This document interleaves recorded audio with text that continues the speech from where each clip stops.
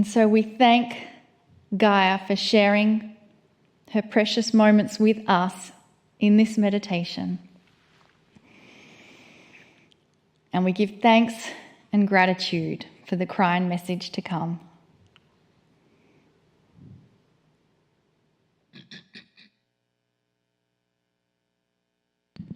Greetings, dear ones. I'm Kryon of Magnetic Service. The series that I have chosen to give you this month would be 4 things that are spectacular, controversial, and true. And this is the 3rd one. And what I'm going to present now to those who are watching this program, you'll say, well, of course. Well, I knew that. But this sequesters the information only to you, and meaning you're aware of it because you have chosen to be interested in this program. But in general, for the planet, what I'm about to give you is controversial. Spectacular because of its truth. True, very true. And what I'm going to tell you, and then speak of it even more in detail, is this. Dear ones, your souls that are eternal, that had no beginning, they just simply always were, difficult for you to understand, and will always be, these are your souls. That's you. That's your essence. That soul of yours plays many roles on this planet. In other words, you reincarnate. Spectacular because it's the plan that helps to advance this planet with a consciousness that you have free choice to use.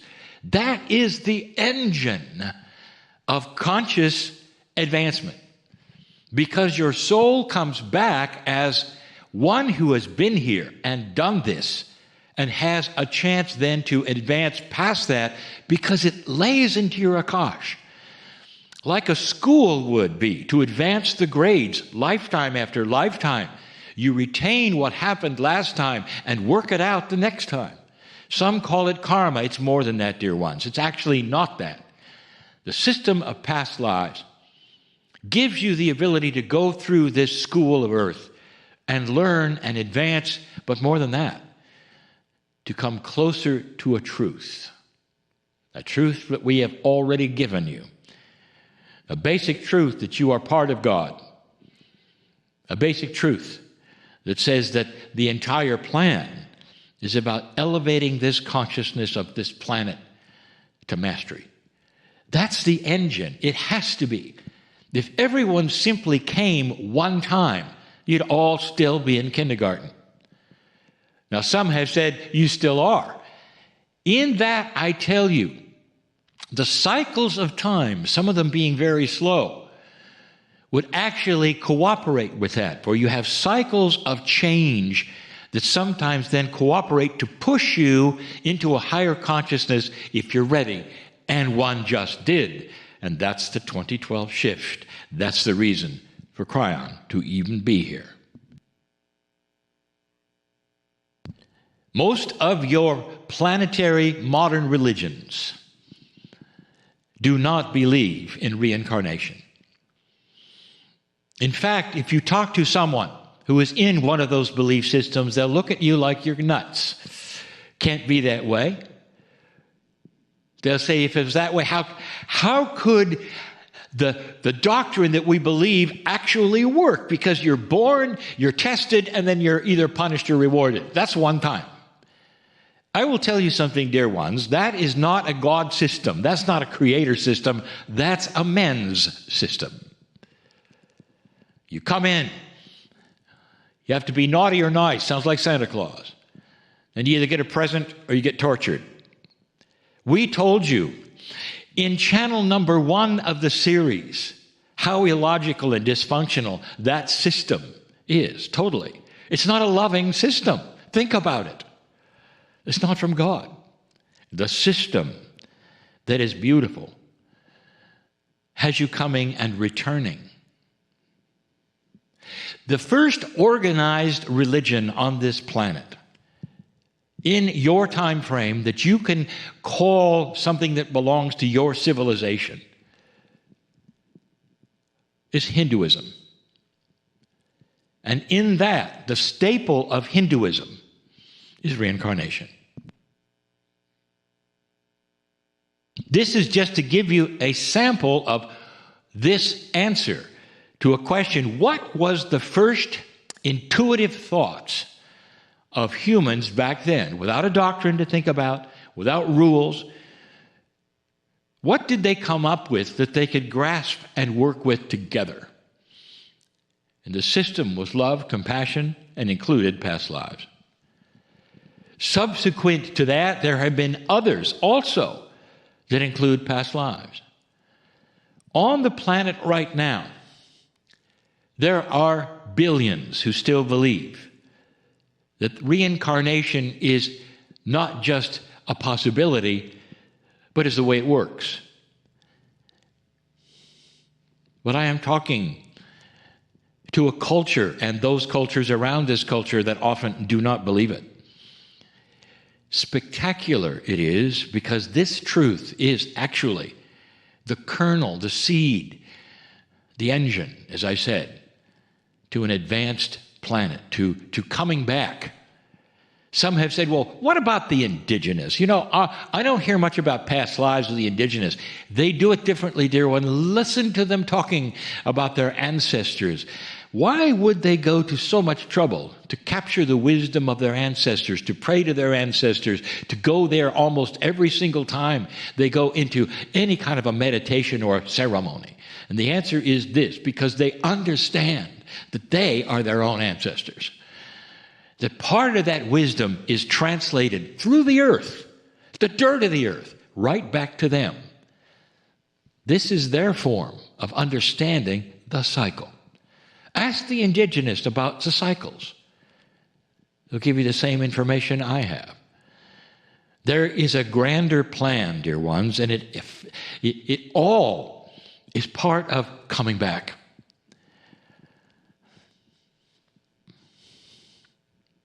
There are so many things that I could give you, so many examples of the beauty of a returning human.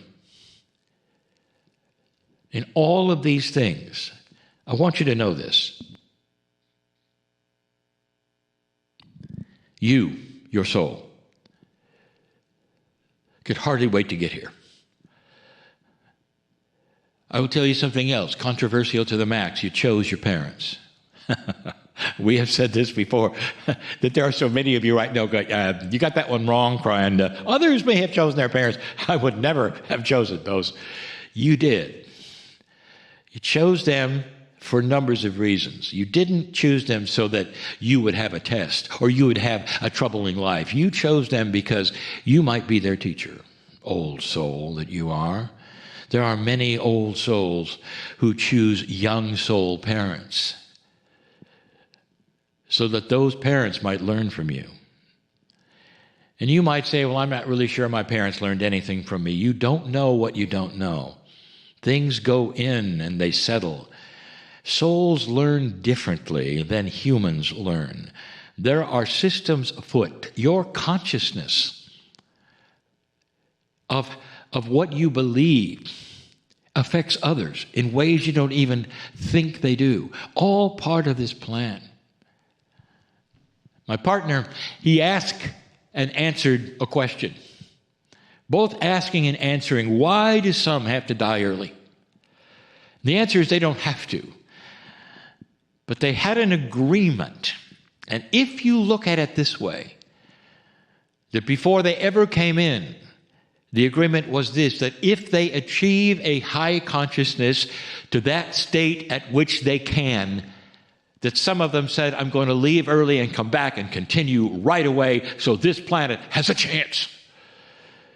A population of the future with wisdom. And so no matter what you do for them, it doesn't help. And as you stand perhaps at the ceremony in their memorial, with tears running down your face, There's still some wise ones among you that say, thank you for the plan, for they will affect this planet and I'm going to be there because I'm coming back too. Spectacular, true, beautiful. And that's who you are. Now you know why. I am in so much love with humanity for what you do for each other, for the universe, for this beautiful earth. Truly spectacular. And so it is.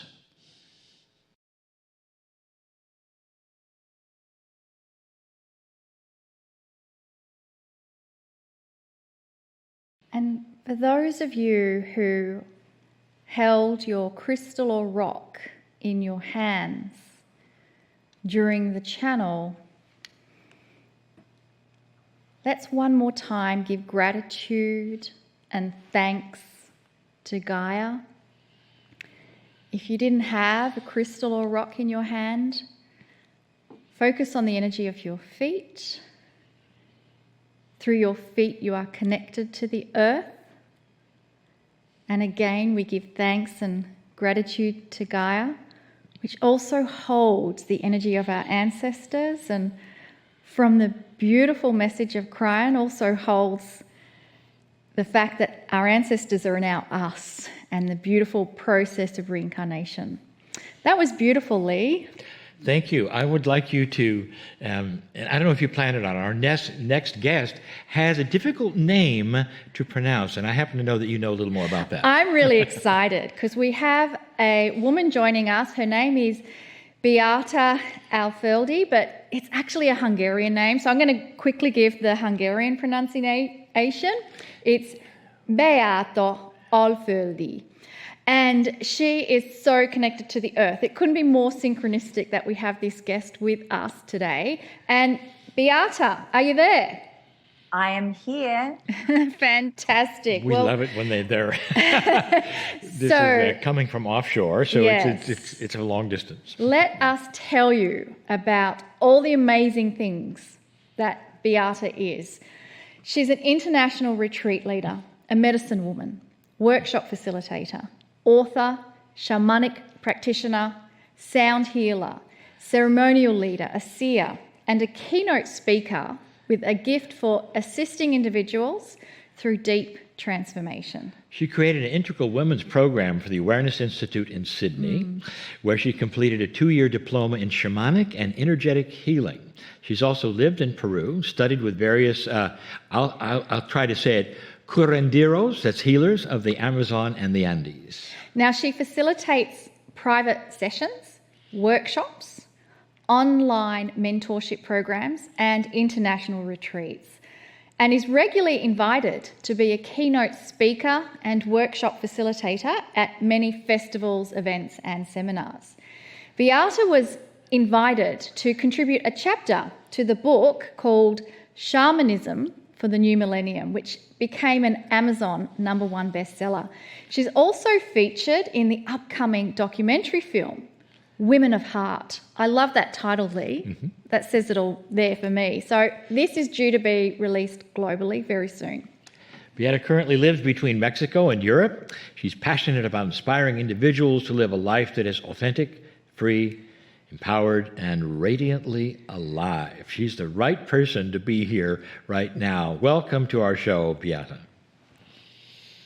Thank you so much, Lee and Monica, and thank you for the opportunity to share a little bit about who I am with your audience, especially in this potent transitional time that we are all traversing collectively. And I love that you are focusing on the earth in this particular segment, as well as focusing on how important our connection is to the natural world around us, because I really believe that one of the invitations of this time that we are each traversing individually and collectively is not only a return to self, but a return to the earth and our importance of remembering who we are in this liminal space.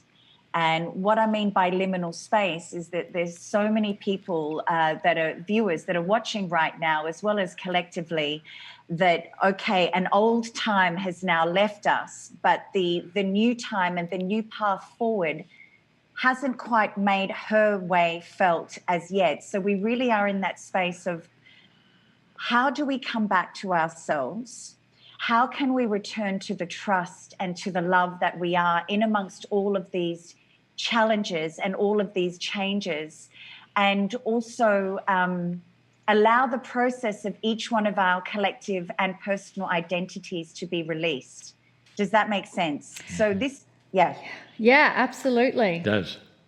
Tell us more. So at the moment, what is really alive for me in the space that we're sharing is to share a little bit about my journey. Lee was asking me before, how did I find myself in such a unique path as a white woman walking this shamanic path? It started in 2007. I was completing a 2-year diploma of energetic and shamanic healing, as well as eco-psychology, at what was called the Earth Institute in Sydney at the time. After that, with my then husband, we ended up traveling to Peru and working with various healers, and you were right, Lee, curanderas and curanderos of the Amazon and the Andes, working with sacred plant medicines as well as various healing techniques, as it were. And I started to really travel that path very, very deeply, and understood, perhaps in a broader context, what my role on this planet is right now, which is small. We all have these beautiful roles, but my particular role and my path of service is to really understand and see an individual's potential, and to be able to foster that potential, especially when someone is going through deep crisis. And I always say to people that we cannot teach and we cannot facilitate that which we haven't embodied and gone through ourselves. So through a series of initiations and different processes in 2011, as you are aware, my son died in the process of a 3-day labour when he was full term. Shortly after that, I found out that my mother was terminally ill. And through all of these processes, my marriage, finances, home, everything crumbled. And what I was left with was at that time I thought was nothing, and a very deep dive, a deep journey into the dark night of the soul, where everything that I had identified with, and this segues back into what we're going through, I believe, collectively right now, everything that I had identified with literally fell apart. And I was left with that beautiful, poetic, and very deep question, which we all need to face at one point in our lives, which I was facing at that time was, well, then who am I? Who am I now that everything that I loved, everything that I had valued, a part of everything that I'd loved and valued had suddenly been taken away from me? And how can I authentically walk this spiritual path now thinking that I had become a victim, when I know that everything happens for a reason? And I know that not even a blade of grass moves without the Creator saying yes. So it really pulled me back to myself and brought me not only to my knees, but into that space of, if I'm walking this authentic path, and this has been something that I have co-created before birth, then now that my heart is breaking, now that it is broken, what is the deeper inquiry here, and what is my true authentic path of service, so that this point of heartbreak can be a point of remembering and a deep point of teaching and healing, and a deep invitation for everybody to understand that these points where our heart breaks, where we're really walking through the deep dark night of the soul, there is an opportunity for each one of us to find those gifts in the dark, which is what we are all being asked to do today. And I'm keep bringing it back so it doesn't become this narcissistic rant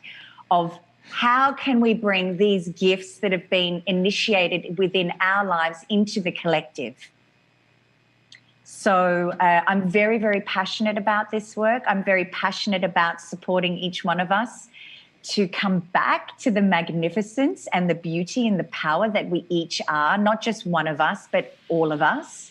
And for each of us to remember that we are sparks of the divine. And with that, we have a responsibility, not only to ourselves, to our families, and then to the world at large, especially at this time, especially in this potent transformation that we are all traversing. That is beautiful. I just love everything you've said. It totally resonates with me. What kind of ceremonies and initiations are you doing for people in this moment now? You've obviously moved through your dark night of the soul, but for many, they are experiencing it now. And how are you helping them shift through that? Woo. Okay, this is a great question. Thank you so much, my fellow Hungarian. Aussie. Hungarian Aussies, yes. Hungarian Aussies. Thank you so much for asking this intelligent question, because I think, there is one thing to pontificate for all of us, to say, this is what you need to do, and you need to heal, and you need to transform, and we need to do this. But actually, what needs to happen is we need to come back to, and I love that you shared the word ceremonies. Ceremonies are an important part of my daily life. They're an important part of what I share with my clients and with my the people that come and do ceremonies with me, the people that come to my retreats, come to workshops, whatever it is that I'm facilitating. What have we lost in our contemporary world, in our Western world? We've lost our remembrance of what it is to do ceremonies. And what I mean by ceremonies is to action those things that are important to us in the material world and connect the material world with the spiritual world, so that our bodies become a vessel, so that we become that rainbow bridge, so that every action that we do within the ceremonial, within a sacred context, has an intention, has a purpose, has a meaning, so that we can leave, for instance, the ceremony of celebrating birthdays, the ceremony of celebrating a celebration of life, for instance, when someone has passed over and left their earth skin, the celebration of all sorts of things. And in the shamanic earth-centered traditions, we have vision quest rites, we have the sun dance, we have the moon dance, we have plant medicine ceremonies, we have ceremonies to honor adolescence and all sorts of things. And for me, it's very, very important that we in our Western world come back to the context of sacred ceremony and understand how profoundly important it is when we foster and acknowledge the ritual aspect, which is an art, within the context of ceremony, to move ourselves from one space of being to another. So the ceremony becomes that liminal, transformational space, which we're all in, to honor what has gone, what is here in the present, and then what is waiting for us. We don't know, but can we move into that present space, which is the ceremonial space, and honor and trust that whilst we are not there on the other side of this ceremony, on the other side of this collective transformational period that we're going through, can we look behind and recognize that throughout history and throughout the history of our each individual life, that everything was preordained, and Steve Jobs said that so beautifully within some of his last moments of life. We can only look back within our lives and understand how the perfection of everything, the divine timing of everything. So what a ceremony requires of each of us is to trust the process of our lives in that moment and to action our prayers, to action those things which we would like to let go of. That could be a fire ceremony. And then to really invoke and invite all of those energies through action that we would like to see within our lives, not only in the most personal and intimate space, but within the space of our communities at large, and then within our world at large. You know, I think that some listening are starting to maybe resound a little bit to that and are saying, I know that she's right. I have never done a ceremony. I wouldn't know where to start. I don't know what is first and second. Looking at our culture here today, looking at who I used to be, I'd be absolutely clueless. Where do you begin? Let's say that you want to have an actionable item and you want to accomplish something. Would you like to do it with ceremony? Where does one begin? Well, I'm a practical kind of lady, so I begin very simply. I always say that anything can be ceremony. Life is a ceremony if we have the right intention. So for the viewers, to keep this very, very simple, and I believe in the power of simplicity always, without all the spiritual woo-woo and jargon, I'm going to say that find a candle, purchase a candle somewhere, or if you have access to a fire in your house, a beautiful fire pit or a fireplace, just to light a fire. You know, the fire is one of our oldest elements. It is one of our oldest allies. We call the fire element in all of our ceremonies the shaman of all shamans, the abuelito, the abuela. He is the grandfather. And so for viewers at home, just light a candle and just be present. Come into presence, center yourself, ground yourself. Some of you are asking, well, what on earth is she talking about? What I mean by centering is use the breath as the bridge to come back into your center, into the present moment, because the present moment is the only moment in reality that there ever is and ever was. And I'm going to show you, and I'm going to perhaps invite you into a little bit of a ceremony afterwards where I will use my rattle and my voice. But then you literally just imagine yourself connecting with your heart. Imagine, and I like using a gold and white light. For me, that is the highest vibration. And so we come into the presence of the heart. We move that energy, that golden white light down through our feet, through our soul, through our earth star, into the earth. Anchor the energy, your energies, wherever you are on this planet, and then bring that beautiful, wise, ancient wisdom from the earth all the way back up to activate your heart, and then move that energy up through your soul star to your highest self, to your own connection to the divine, to God, to spirit, whatever you want to call it. It's just words. And then bring that energy all the way back down and connecting with your heart. Therefore, you realize that your body is the gateway. Your body is the portal whilst you're here on earth between literally heaven and earth. So that is one very, very simple ritual ceremony. For those of you that are having or wanting to let go of something, I like to say, hey, write all of those things that you'd wish to let go of. And we're coming up to a full moon soon. All of those things that you wish to let go of, write it down on a piece of paper and burn it. Either you go outside, as I said, through your fireplace, or with a candle, saucepan in the bathroom. Keep it simple. Let it go. But like all good healing work and all good ceremonies, if you're going to release something from a space, you need to be very conscious about what you're bringing into that space, so that it's not just a nebulous type of, well, what's in this space now? You're going to call in then all of those things that your heart desires, all of the beauty, all of the magic, all of the healing, abundance, whatever it is that you're wishing to create or wanting to. I don't like the word manifest because it's been used so much in the New Age movement. I'd like to continue to acknowledge your own power to co-create what it is that you would like within your life. So we keep it grounded and we keep it in the present.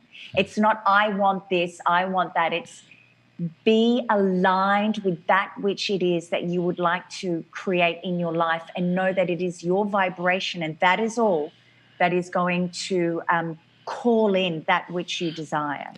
So keep it grounded, keep it practical, and most importantly, keep it simple. Intention is everything. Where your heart is, when in any work that you do, whether you're a banker or whether you're a teacher, your heart is what is most important, especially at this time. And remember, it is our shared humanity that is going to move us and shift us into a different timeline than we're currently on right now.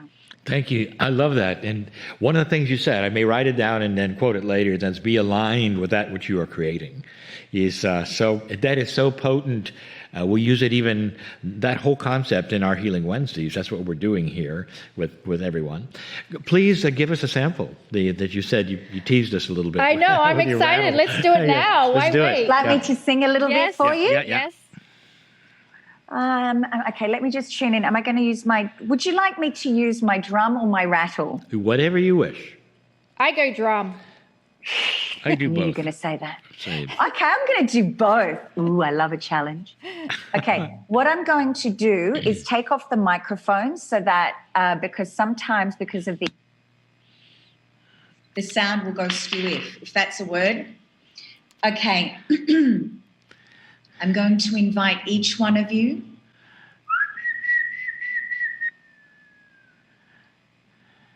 to close your eyes and feel your lower spine in the back of your chair.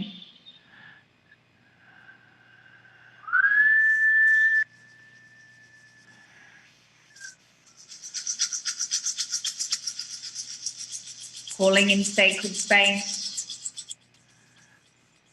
Calling in your ancestors, my ancestors, your totem animals or spiritual guides to be with us in this space as we collectively gather in circle, in ceremony around the campfire.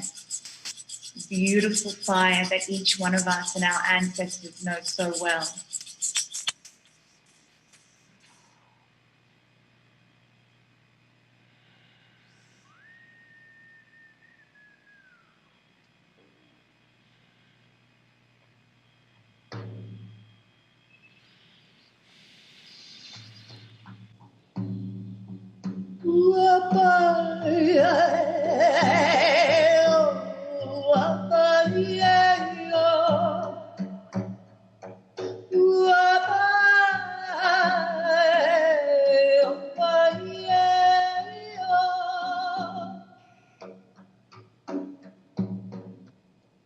Focusing in on your heart space. Activating a beautiful, pure, golden white light.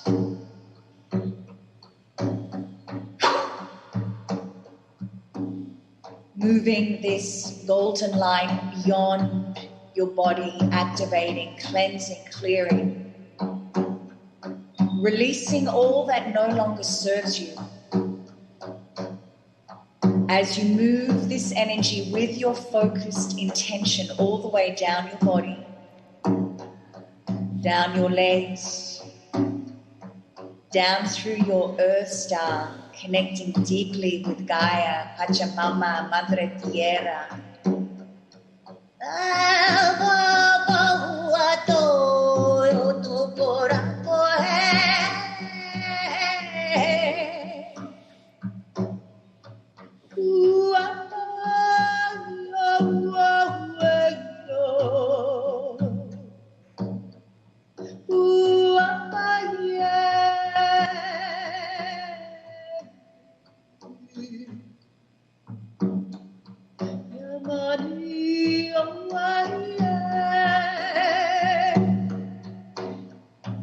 Now bringing this earth energy all the way up, activating your earth star.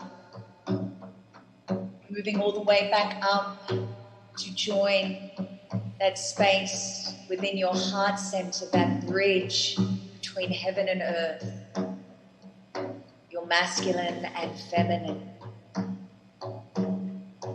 And now moving this beautiful golden energy as you continue to feel more grounded and centered within yourself, all the way back up through your crown, through your soul star, connecting in with your highest self, the aspect of you that knows and sees all. Connecting in with the angelic realms, the star